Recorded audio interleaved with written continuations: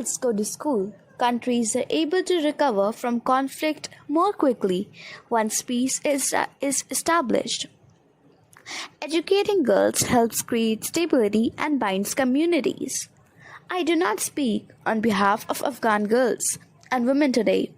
As you have heard from Vasma Frok, women and girls in Afghanistan are speaking out for themselves. Malala Yousafzai, often referred to mononymously as Malala, is a Pakistani activist for a female education. She was the youngest person to receive the Nobel Peace Prize.